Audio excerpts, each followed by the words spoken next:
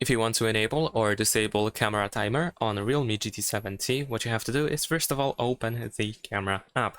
Now, for example, over here in the photo mode, in order to find the camera timer, we need to tap on these three lines that we have in the top right corner. And here we have timer options. We can set the timer to be disabled. We can set it to 3 seconds and 10 seconds. As you can see, we also have the preview over here. So let's disable.